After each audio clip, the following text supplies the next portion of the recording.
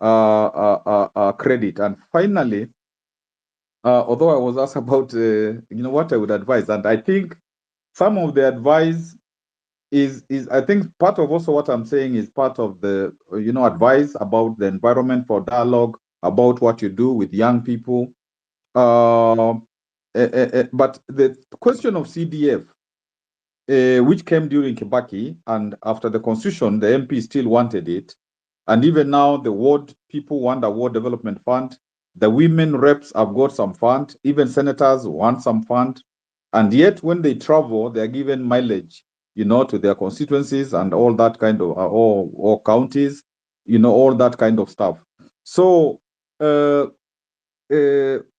this money is supposed to go to devolution. The only problem is the secondary schools for the bursaries and so on are within in the constitution, they are national level. So the national level would have to seed through the constitution the schools and whatever CDF does, so that now it is a county thing. But of course, we haven't talked a lot about also how devolution at the counties must work, so that they don't just get money to pay salaries and to go to benchmarking and stuff like that, because there's also a lot of wastage, in my view, also at that level, and that is why maybe Bombers wanted less, at least the 14 regions or so that you don't have duplication of many workers, and they are doing more or less the same thing in every county. But I think this is a very, very important conversation, but it's really a huge thing, and if there isn't adequate acceptance of how big the problem is and how we need to tackle it, because otherwise we can get a total breakdown of our country like other failed states on the continent and elsewhere. Sorry, I spoke a bit because I'm a bit passionate about this, because we want to secure our country. Thank you. Thank you so much, Prof. For a maiden speech. That was quite a mouthful. But I wouldn't let you go. Just one final thing, and I think if this is addressed for me, would be probably headed in a direction that probably makes sense to us. Historically, when you talk about history, and when you look at the progressive times from even pre-independence, we've had convenience, marriages of convenience. Kanu, Kadu joining together, sometimes people coming together, ganging together to punish another person. And that has been the cycle. We've created a structure and a system that is really not necessarily meant to solve problems for posterity, but more about survival or solving the immediate problem, and not necessarily for long term. We've had even situations where we have legislated things, and an example is when we had Parliament pass a bill, an act of Parliament to have like a coalition party to be able to produce a presidential candidate. But it's more of a convenience situation, because then after that is almost redundant, and you've seen what has happened after elections. Is it that we do not want a long-term plan for Kenya? Because we even had a Vision 2030 that a lot of us have not followed. And when you think about it, everybody else who's come into power has come with their own plan and project as a conduit for, pilfering resources. So where do we stand? Is it us as a people who do not want to really espouse value and look at posterity, or is just in us to ensure that we just put out fires and we don't solve long-term problems? Well, I think the way in which our politics have been structured since 1963, I think maybe with some interruption, some interruption during Kibaki, there hasn't been this culture of promoting the public good, promoting the common interest. All this corruption, that we have, all this wastage that we are talking about, all this mismanagement, because the political class always, first of all, they say to themselves, there is no enmity, we are all friends. And therefore, if you look at the top ones, you will find that they have worked together in different formations. So that it isn't just a question of policy, it is a question of vision, but it's a question of convenience, as you pointed out. So maybe what has happened with the young people, it's a wake-up call that we can't continue doing business as usual. And unfortunately, this is what happens in most of our African countries, where you don't really get situations of like to do some of what the Sankara tried to do, where you say even the salaries that we have, we can half them. They can be half, the salaries. So that those who come to serve actually come to serve. If you want a lot of money, you go to the private sector, you go and do your own. There is this political culture that we must address, so that people come to serve for real, and we get away from this political out.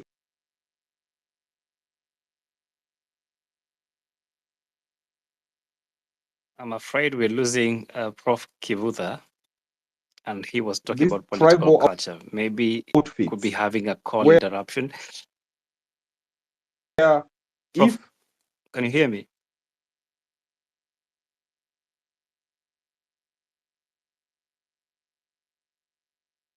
I am the kingpin of my.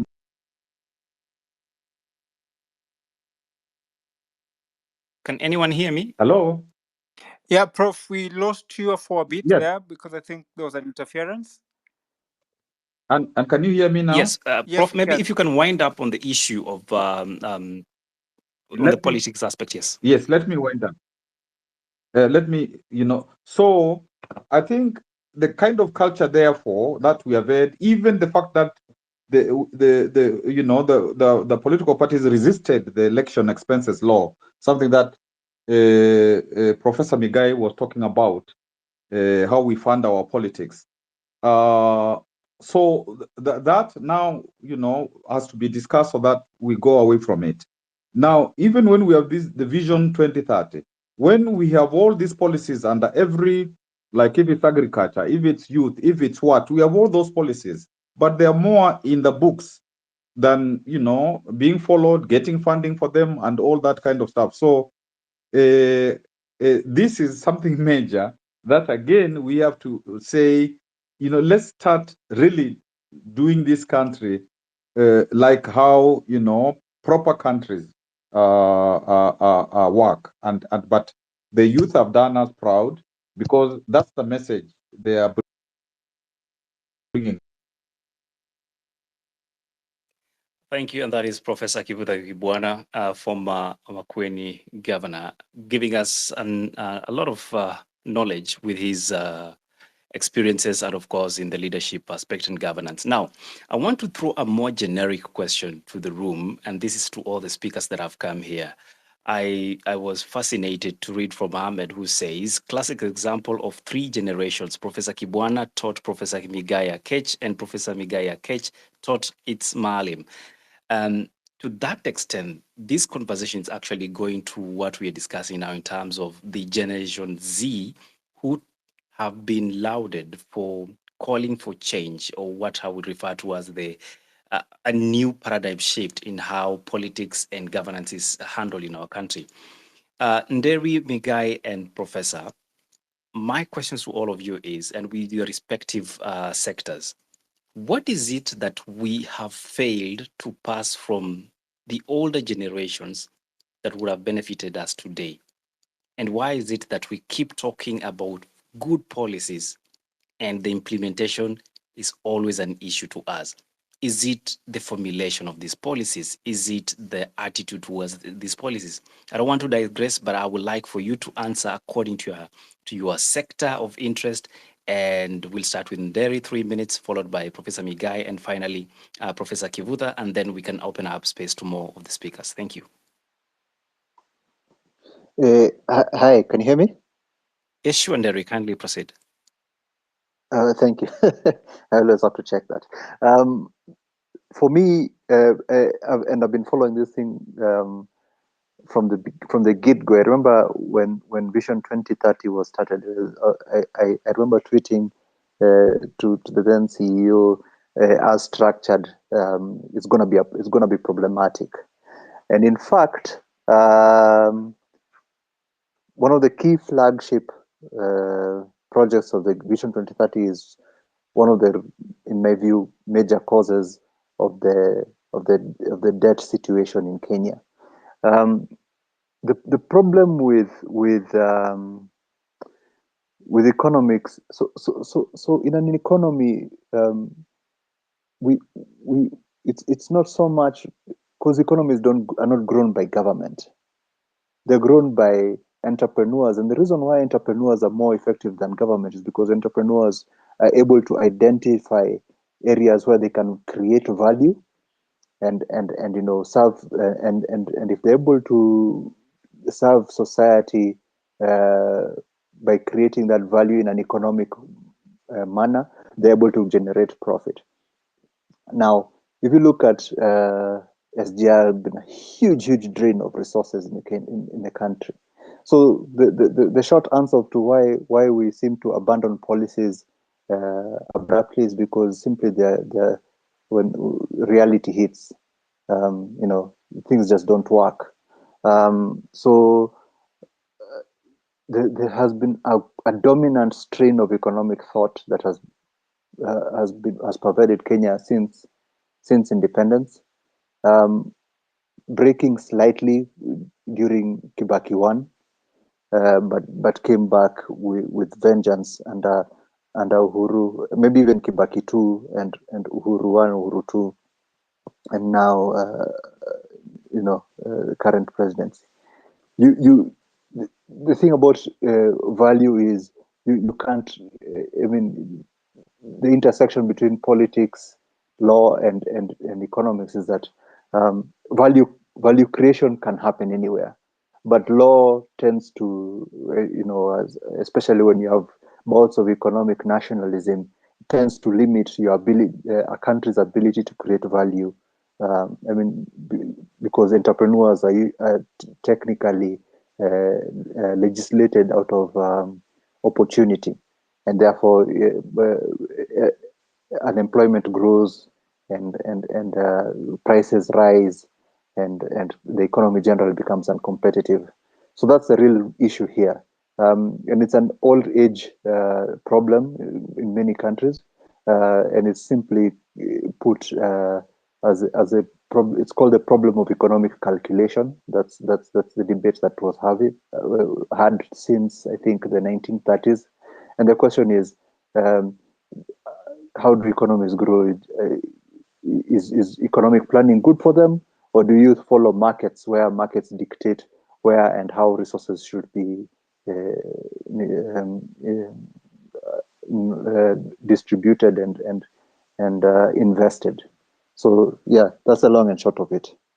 Awesome. Nderi talks about economic problem of economic calculation.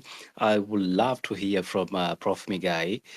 Professor Migai, when you look at the question I've posed to all of you in the room, what are your quick responses to this in terms of why have we failed to pass this over such that we are having a generation that is struggling to fight for things we should have fixed in the first place? Thank you. I think our fundamental problem in this country is a deficit of values. And before I explain that, what strikes me is it seems to me that the Gen Z have very different values. And I'm asking myself, how did this happen? Because their parents, who are my generation, have the complete opposite set of values. So I'm baffled. I'm still trying to understand how this came about. But what do I mean by a deficit of values? If you look at my generation, they tend to be fence sitters. They're never people that will stick out their neck for issues that concern the public, particularly if it will be at their expense. We don't. And we're a very corrupt lot. I think that is what we also inherited from the generation before us. And we seem to have this love for money, a worship for money. And it's never enough. If you ask people, I mean, how much money do you really need? The answer is always just a little bit more. It's never enough. And then we are very tribal in how we do things. So if you look at public procurement in this country, for example, it is all very particularistic. It's about all the relationships that you have with the president, with some governor, with some politician. It's how we access wealth. And also, we have no integrity. We don't do things just out of the goodness of doing things. Integrity would mean that we do what is right without being policed. Those are not our values. But I am seeing a different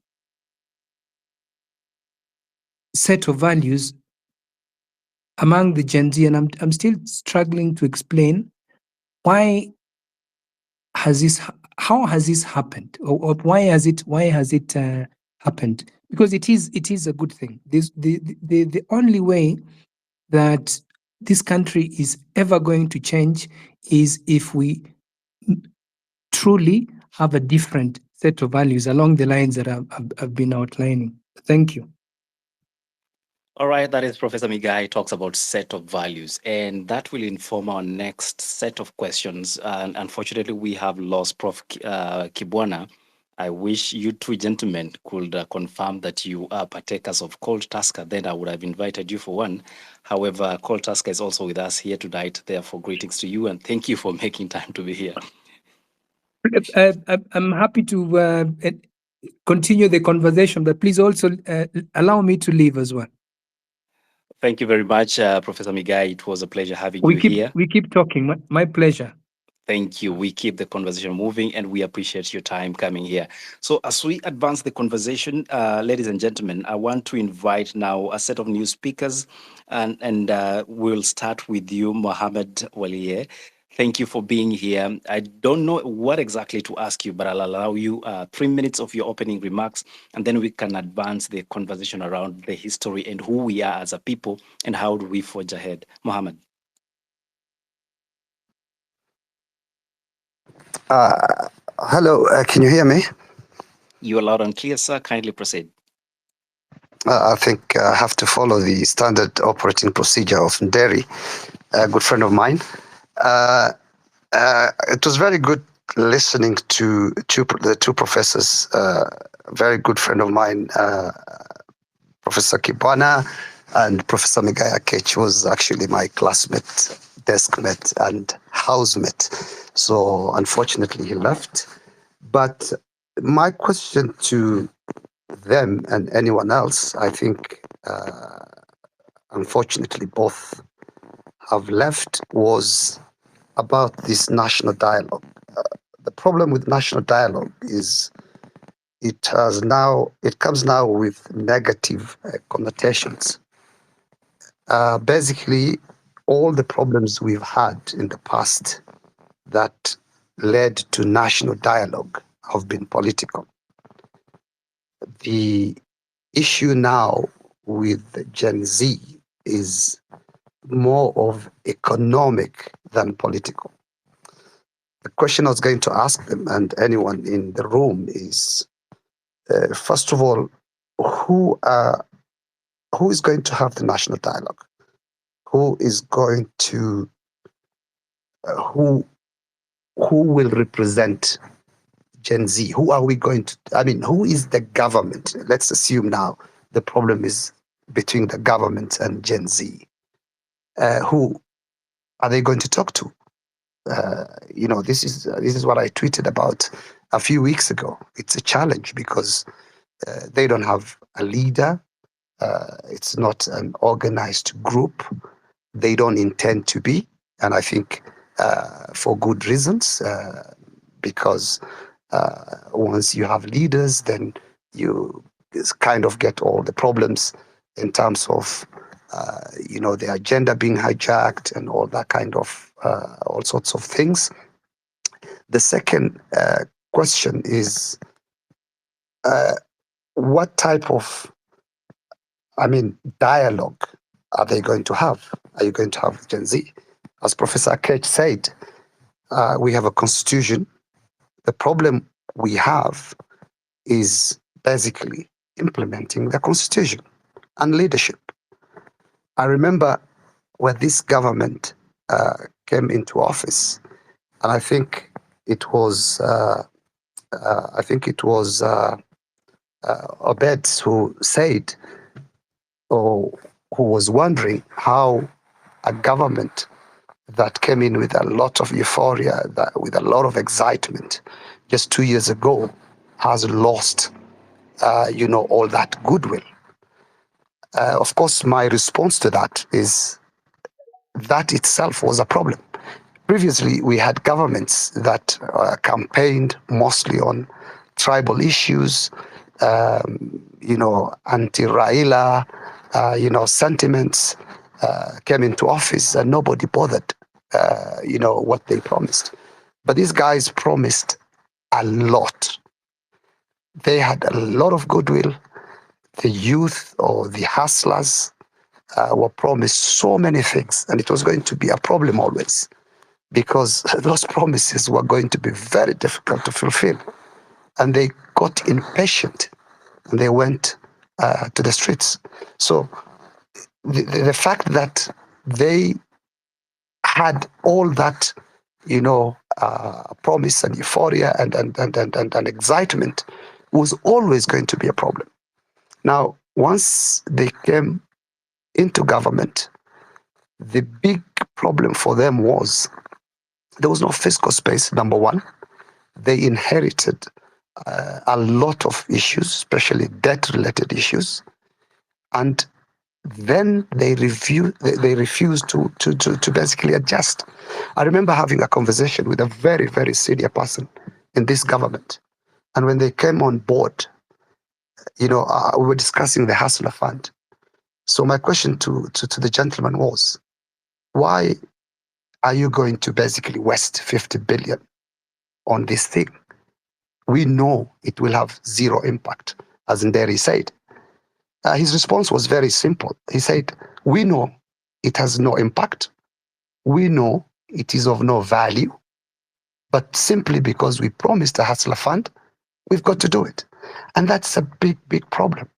Because once you come into government, I know you have a manifesto, but implementing your manifesto when you have no fiscal space was going to be a problem. So my suggestion to, of course, them was, you have to make adjustments. You have to now tell the people you promised all these things, guys, we have a problem. We've got to start with the basic stuff. So, stabilize the economy, deal with the macros. Basically, you can't do anything. So the good example I gave the gentleman, I'm not going to say his name, was, look, you have a huge pending bill of about 600 plus billion. This is money that belongs to businesses. These businesses are owned by individuals. These individuals support, people who have no jobs. So you have unemployment, a huge, huge unemployment, problem. Then what you've then basically done over the last 10 years or so is to take away the support that this youth had from their parents, because the parents owned these businesses that have been bankrupted by these huge pending bills. So what will happen then? What do you expect? These kids used to be supported by their parents. So their parents now have told them, my hardware shop is closed, my oil company is closed, my gas station is closed, please, kwenda uliza pesa Ruto. So that's why they've gone to the streets. So unless you reason, prioritize, redo your budget, then you are always going to have this kind of a problem. And this is why these guys have gone to the streets. So I see this as a problem that these guys have failed to see. They assumed business as usual, a kind of scenario, best case, and said, well, let's just do what everyone else used to do. They forgot that they were not elected the same way everyone else was elected, and they inherited a debt book that no one else inherited. So the failure to readjust, which was mostly driven by, chest thumping, and we know it, all, and we can fix it, and then boom, it exploded. And we've been telling them, we've been tweeting. I tweeted in 2023, the Finance Bill 2023, and I said, this will be the poison. I used the Swahili word sumu, that is going to haunt this administration many years to come. But I even underestimated how quick this, could come and bite them. So, you don't have to have a budget of 4 trillion. You don't have a fiscal space. So this issue of we're going to build 100 dams, we're going to give 50 billion in forms of 500 shillings to hustlers, who are not going to return. You're giving credit card to the poor. Of course, they're not going to return. But they admitted anyway. They said, we don't expect it to be returned. We know it's going to disappear. We know it has no value. But we're doing it because we just want to say, we tick the box. The next box we're going to tick is what? Dams, I don't know, housing, I don't know, all sorts of projects. Look, you need to look at the basic needs of the society. All these grand projects, all these fancy things you said you're going to do, you're not going to be able to do them if people come for you. And people will come for you if you don't deal with the basic stuff. So what this government now needs to do is, as I tweeted today, is first of all, get rid of the entire government. They failed. They have no capacity. I've never seen in my life, and I'm old enough to have seen at least 3 or 4 governments, administrations. I've never seen such an incompetent lot. Basically, the ministers, the PSS. I tweeted also when the government was formed. I said, when Kibaki came into office, I think for the first 1 year, he only transferred Kenya to agriculture. The PSS, the rest were left intact. Institutional knowledge. What Ruto did was simply to convert his campaign guys at Karen into PSS. This is the most critical, a layer of government. The most important part of the government is at the PS level. The ministers do policy. The PSs, if you look at someone, I think again it was Obed or Mizani, the president himself said, I know far much more than my own PSs. Those guys are greenhorns, I can tell you. I've spoken to a lot of people in government. They have no clue. So get rid of the government entirely. Then go back and renegotiate with IMF. They did a bad deal. Even if they cut expenditure now, they will actually be breaching the IMF program, conditionalities, because most of it is pegged on the revenue side and raising more taxes. So they negotiated a revenue-driven fiscal consolidation policy stance, which they were never going to meet. So they have to go back to the IMF and say, guys, see what happened. We're losing the country. We need to renegotiate this. Once you do that, then you need to reset your budget, because our budget is crazy. And then reprioritize and say what is important for the people. Then you need to start cutting taxes. The medium term revenue strategy, planned lowering of taxes as early as next year. But now they're raising taxes. I think that is something that they have to do. And then, of course, the next thing they need to do is to fight corruption. I mean, this government came into office, everybody was excited, and all people saw was, flying abroad, flashy cars, basically what Ambassador Clay said, vomiting on our shoes. And that's, people can see this. You can't tell people one day that we have to tighten our belts. We inherited an empty treasury. And the next day, you see all these fancy cars, show off, conspicuous consumption, goods of, ostentations. You just basically completely out of touch with the reality on the ground. This is why people have gone to the ground. And I think the question Obed asked was, did they have the legitimate right to go to to do what they did? Of course they did. If you press people, if you push them to the wall, they'll come out and they'll come for you. So that's my 25 cents contribution. Sorry, I'm a bit under the weather and I lost my voice the last 3 days. Thank you very much. Thank you so much, Senior. I know you really didn't lose your voice because you have been under the weather. I suspect you were shouting Ruto must go. But well, we are here. Thank you for making time to be here. That's on a lighter note, though. Don't take it personal. So for those who are joining in, we are looking on how we can move forward. But seemingly, we have a lot of issues we still need to address. And I'll give an opportunity to our speakers who had joined earlier to ask questions, and we can proceed. But fundamentally, you're asking, who are these people that need to discuss the issue of dialogue from a national level? Because in the past, we have had political conversation, and the Gen Z demands are more economic. However, it's a leaderless team. So who is going to head the conversation? Quite an interesting ask. Let's go with you first, Rubble, and then we'll have Edgar, Jason, and then we can go back to all the speakers that are in. Thank you.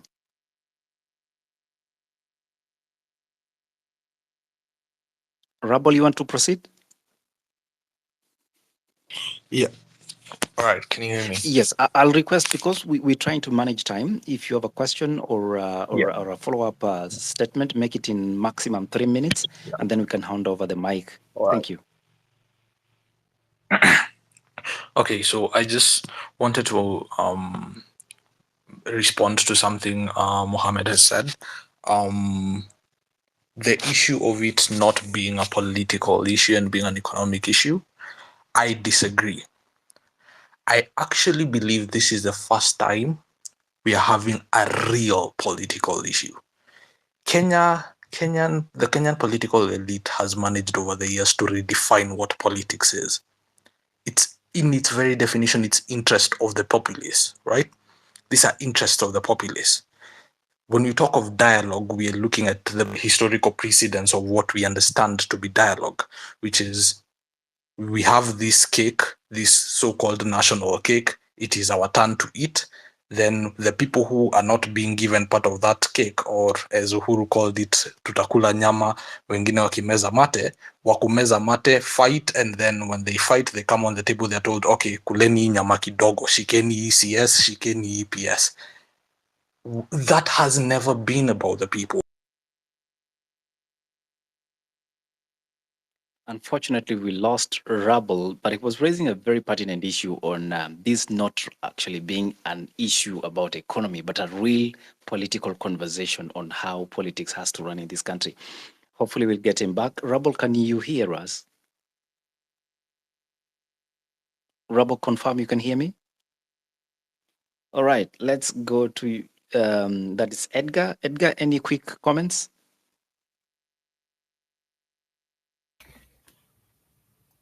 Hello, everyone. Personally, I just feel like, yes, for Gen Zs, it's an economical issue. And also, I don't know, indirect, they're basically crying out out of the broken government systems, whereby I think they're just calling everyone to do their job. That is just it. If everyone was to do what they're supposed to do, the MPs do what they're supposed to do, the government ministries and everything, I don't think there would be like an issue with them. But right now, any solution that needs to come forth, it's not about Gen Z. It needs to be about everyone. And then right now, I'm also calling upon the millennials to stand up and actually show the Gen Z the way. Yeah, as much as we might say now it's their time to lead, but I still disagree with that. To my own view, I still feel like government should be like probably 50% the previous generation than the current and the coming generation. Why am I saying this? If the government that we have right now is the government that we've had since 2013, there's no difference, no matter how you want to look at it. So when Ndindi Nyoro, Kimani Chungwa, they were coming into politics and then they got elected, most of them were like in their mid 30s, which most of them they were youth then. If we go by the youth being coming to the age up to 35 years, they were in that category. And then they're the same youth in government right now, stealing money, showing off the Range Rovers, the big guzzlers. So for me, I'm like, let's have like an older generation, 50%, a generation that really doesn't care about wealth, but cares about legacy. So if you find a generation that cares about legacy, they will do what is right for the country, and that is in most cases that is the generation that tends to be more patriotic. Yeah, and then the other thing that I want to say, like when the government is calling for dialogue, I'm just seated there trying to think, okay, fine. Yes, the Gen Zs they're like, they don't have a leader, they don't have for me, when I hear them talk like that, I feel like they're just calling up for everyone to do their job. So, and now the bit for dialogue, I feel like we the millennials need to step up and then lead the Gen Z, and then now we get into that dialogue, because I believe the dialogue is important based on the history where our country has come from. So that dialogue, it's way much important. Coming to the government, personally, I never voted for this government because I felt like President Ruto, his own undoing is when he walked out of the Jubilee government, leaving Uhuru to run the government on his own, where Uhuru was forced to call upon the opposition. Because if he were to be serious that he wanted to be then, if he had good intention to be the next president and then succeed, he would have helped Uhuru to, like, by the time Uhuru is walking out, the country to be stable, in that when he takes over, he doesn't get himself in the situation that he's in right now. Because what he's in right now, largely it never came yesterday. It's something that it's a build-up from the previous government, and then now he's in it, and then he's like clueless. And now the other problem is I'll allow you 30 what is seconds to coming land, out. Edgar. Unfortunately, we have a long queue waiting, including requested mics. I'm sorry for interfering with your thought process. Kindly, 30 more seconds. Okay, fine. Okay, just as I wind up, I just feel like I'm just calling upon the millennials, guys. Like, let's in Parliament right now, we have the likes of Edwin Sifuna, Wamushomba. I guess, I don't know, but I just feel like let's call these guys on board. The Law Society, whatever, the lady or Thiambo, like, let them come on board and then do the dialogue on behalf of the youth. All right. Thank you. Edgar, looking at it from the political approach to sort out the issues, those are his opinions, and we welcome them. Let's go to we have Jason. Jason, greetings to you, sir. Hey, greetings to you, and I'm so glad that this conversation is going on, and I appreciate all the people that have contributed. It's been a great conversation. I just want to disagree with Edgar, then I make my submission. The Gen Z don't need to be led. Please, if millennials, you start talking like that, stay aside, because you've completely failed. So let's not go in that direction of calling Sifunas and all that. The second thing is that we just have to understand that this movement is actually being misunderstood as something that we need to do to the youth. I've listened a lot to people and they're talking about let's go talk to the youth. I think that is where we missed what was happening. We did not hear what was happening. We actually thought it's the youth telling you or telling the government that involve us in your government or consider us and do something for us. What they were talking about, it is conversation that really captures the nation. And they're saying that because nobody's advocating and seeing the things we are seeing, let's bring them forward. And we are even fighting for our parents. We've told even our parents have given us blessings. We are fighting. So they were not fighting for the Gen Z issues.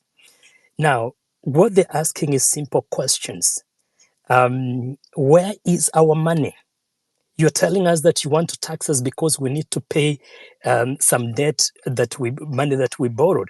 So the question they're asking, a very simple question, is where is our money? When you are telling us that we borrowed this money, so can you tell us where this money went, which development it did, and what were the returns? And out of the returns, we need to use that returns to pay and not to be taxed. And when you talk about these things about let's go out there, and I think I hear what Olia was talking about, a great submission on the point of the wage bill and all these kind of things, and maybe pending bill, sorry. The question that has been asked is that some of these people that were given tenders, even if they're being denied the money, what do they supply? What do they do? How did it affect the economy? We are looking at a situation that the young people have said, you are not fit to lead us. You cannot call us into a dialogue, and we are saying you are not fit to lead us. And therefore, it's not them to call for dialogue because they are not fit to lead. We cannot dialogue with someone that we have already disapproved. We were quiet. We gave you 2 years. Your time is up. So the conversation here, it's not that we want to call you, come bring us your leaders, we talk. What is that? That's not the question here. The question is, you are not the right people to lead. Now your time is up. We were watching, and it's about time now we get some other different people. And you keep telling us that we want dialogue. You are not even coming in good faith.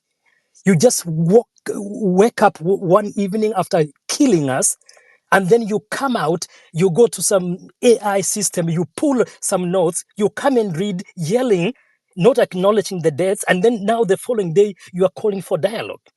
You are not coming in good faith. And then you tell us you did not know this bill, you are sending it back. You authored this bill. You knew all these things about it. So when Gachagua comes and says the NIS has failed us and all this, how stupid is that? Who did not see what was happening? That now they are trying to tell us. So the issue of dialogue and moving forward is for them to get out of office. I don't know what we keep talking about, that how are we going to have the dialogue? With who? The point the Gen Z are talking about, the point all of us are saying, time is up. We don't have anybody to dialogue with. Even the time that you were supposed to listen to us and withdraw this thing, you did not do it. You waited until blood was shed so that you can come to listen. The only thing you know to listen to, it is violence. We have caught you with your hand in the cookie jar. You are a liar, and we tell you that you are not fit to call for dialogue. Thank you. Wow, Jason rebranded and is not here to play. Thank you for making that passionate submission. A lot of hands here. I know, Mohammed Walia, you've been asking questions. We'll come to you. Kindly be patient. I will come to you, I promise you. Simon. Hello, can everybody hear me? Yes, Simon, kindly proceed. You have 3 minutes, max. Yeah, so I'm a millennial and I really wanted to contribute towards this conversation. My thoughts on the topic is that one, we have an economic problem because we are deep in debt and now we are on overtaxation territory. Number two is that we have a political problem, and the political problem being that because the Kenya Kwanza coalition chose not to listen to the will of the people, now everybody or a majority of the people are calling for them to step down. And thirdly, we have a constitutional problem. Why is it a constitutional problem? Is because we did not get to this tipping point by accident. We got here by design. What I mean by that is that the 2010 Constitution created multiple political positions and non-political positions that were completely unnecessary. Kenya has a very expensive and extensive government. And when Uhuru came to power, he had no other option but to rely on debt to develop the country. And so he went on a borrowing spree so that he could effect some infrastructural projects across the country. And we can see the SGR, the multiple bypasses, Lamu Port. Okay. So now we find ourselves in a place where the Gen Z and the youth, let me call them the youth because they're also millennials in this particular bracket, are calling for the whole government to step down. But we don't know who to replace them with, you know? And every single person who keeps on coming out and saying we need to get rid of them. Okay, good. Let's say tomorrow morning the president steps down and dissolves parliament. So we go for an election. So who do we elect? All right? We ourselves haven't organized ourselves in a political party or an outfit that can speak out. We do not know who will run for members of parliament position, senators. So I think at this particular point, we have to work with what we have. All right? And what we have is the members of parliament who are there. Listening to what the president said, there are corrective measures that we can put in place. One is the austerity measures. So we need to have a discussion of what we need to cut back on. And then after that, we can scale up the discussion on, okay, we did not get here by accident, it was by design. So can we have a conversation around how do we reduce the number of counties, reduce the number of MCA positions and nominated MCA positions that we created in 2010 so that we can afford to grow the country using our own taxes. It's a difficult conversation to have because it will need every single person to put away the tribal bias. And even if you benchmark with other countries across the world, there is no country in this world that has such an extensive government like the one we do. When it comes to who will lead the conversation, my thinking is there are people who are going to step up. There are people who are going to step up to the occasion and say, yo, I have an idea. Can we do this? All right. And the more people step up and we look at their character, we look at what they're all about, then people can say, okay, good. I'm willing to follow this guy. I'm willing to follow this lady because they seem to know what they're doing. I think those are my views on this particular topic. Thank you very much, Simon. Pertinent issues you're raising. I will definitely be conversing that as we proceed. Let's go a quick one now to Africa, Africa's Center for Diplomatic Affairs. Welcome to the talk. 3 minutes, please. Thank you very much, Mizani 254. How do we move forward together? Before I answer the question, how do we move forward together, we have to ask ourselves, where are we? And this together as who? Are we moving together as a young generation, or are we moving together as a country? We might forget, but I want to take us back to 1992. There are individuals then who were young people, who were vibrant, who fought for multi-party. Remember, for multi-party to be achieved in Kenya, it didn't happen overnight. So in the 80s, they were already agitating for it. So they agitated for it from the 80s, could be early, mid-80s, all the way to 1992. And for it to be achieved, the then people who agitated for it were in the ages of mid-20s, early 30s to 1992, thereabout, when they are now aging to their late 30s or early 40s. We need to, as young people of Kenya, I'm speaking on behalf of Africa Center for Diplomatic Affairs, but young people of Kenya must begin to go back to history very fast and find out, how did they manage it back then?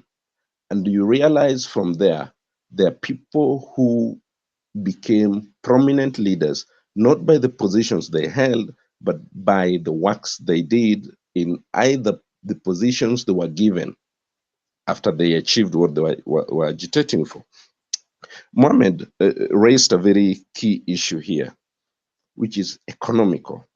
And I think based on his background, if someone was taking notes, please, anyone, if time comes for that particular negotiation or conversation, I think you guys need to listen keenly to what Mohammed was saying, because that is the crux of the matter. The IMF and the World Bank of this planet, that is where the problem lies. But how do we negate that problem? We must find a solution, an architect that will work for the economy of this nation and other African nations as well. As people think of conversations, dialogue, national dialogue, it is not about an individual who will go and sit on the table to dialogue on behalf of the youth, but it is the ideas that will be taken to that table. It's not about the person who is going on the table. It's about the ideas that are taken on the table. It's not about a young person going to parliament. No. How many young people do we have in this parliament, for example? How many young people were voted into this parliament, for example? People are below 40. They are in their numbers. What do you count of them? What have they, what kind of bills, motions have they been pushing for in the House? Is there something notable that you would say these young people we elected have done 1, 2, 3 in terms of policy making within the House that have changed the lives, or over time will change the lives of people in this country and young people for that matter? None. So sometimes we need to think about the context, but not the person who will represent the young people on the table. I beg to leave it at that point. Thank you. Thank you very much, my good friend Gordon, for coming and representing your outfit. Definitely, if you want to follow more of Gordon's ambitions, you can follow at Africa, that is Africa CDA, that is on X and I believe other social media platforms. For now, I want us to invite Victor, Dr. Victor. Dr. Victor, you have 3 minutes of fame. Why don't you use them? Oh yes, thank you, Mizani. I'm almost going to bed anyway, so let me just say something before I sleep. This is our skunk. We have to own it, whether we voted for this government or not. It's our skunk. Number two, national dialogue for me is an abused phrase. It's something we use when we want to bury skeletons without really doing postmortems. That is why every other time there's a problem in the country, we all rush for national dialogue. It's the easiest thing to do. Just like whenever there is problem in government, oh, it's corruption, corruption, corruption. And in every space I've spoken into, I've said corruption is never the problem. Impunity is the problem. Because impunity is somebody knows that they're doing the wrong thing and there'll not be consequences. Look at what happened recently with Obado. The guy stole 2 billion Kenya shillings and then they do an out of court settlement of 280 something million. He got away with clean money, 1.8, 1.7, 1.8 billion. So that is now what we call impunity. And until and unless we deal with impunity, corruption will still thrive. Yeah. So we need to make classical examples of impunity. Make people pay. If you can't pay the whole thing, you go to jail. Yeah, you go to jail. And then the other thing is, and probably Walia touched on it, and maybe I was not listening. We have a very big civil service, which probably half of it, 50% of it doesn't do anything. Yeah. 50% of it doesn't do anything. And I always say here, how many parastatals do you think the national government has? We have almost 300 plus parastatals. Just make an assumption that each parastatal gets 1 billion shillings every year. That's around 300 billion shillings. But some of them get more. Some get 5, some get 6, some get 7. We have these things like, I don't know, sugar industries, things that since I was born, they've never made profit. What the hell is the government doing in those spaces? Those are the spaces gobbling money that could go to education, money that could go to health, money that could go to public transport, child care, nurseries, and name it. Yeah. So the government is spending money on things that it's not supposed to spend on. Yeah.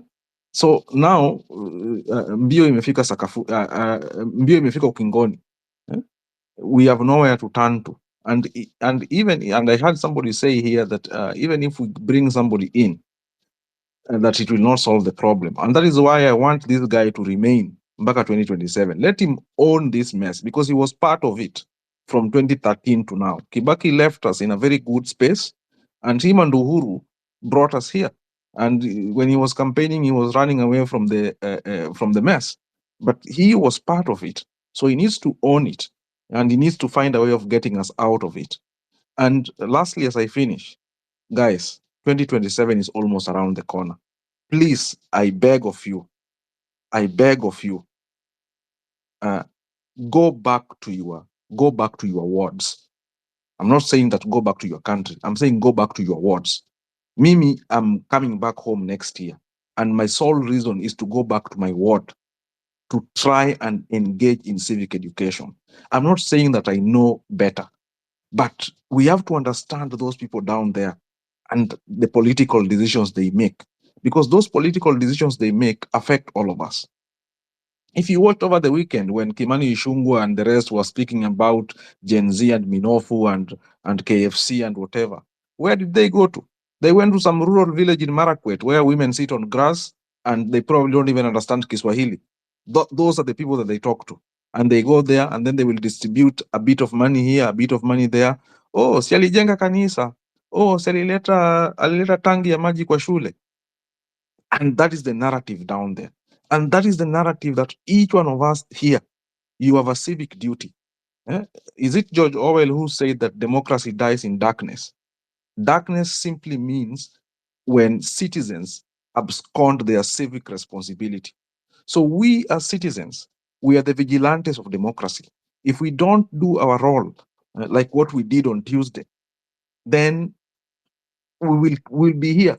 2029 will be here talking about, oh, now maybe it's even Sifuna, or even it's Wamuchomba, or it's whatever, whoever will be president, or even if it's Obed's here. If he go in and he finds a terrible system, still we'll have the same problem. So we have to do our part of vigilance. Vigilance is very, very, very important. Dr. And Victor, I I'll was request speaking, you to land in yes, 30 seconds. 30 We'd like seconds. to, yes, Yeah, please. 30 seconds. So I'll request each one of us here, take your your civil roles as citizen very seriously. Engage in town halls, engage in public participation, write letters to your members of parliament or even to the majority or minority leaders so that your voice be heard. Go through LSK and civil society groups. That is how we make this country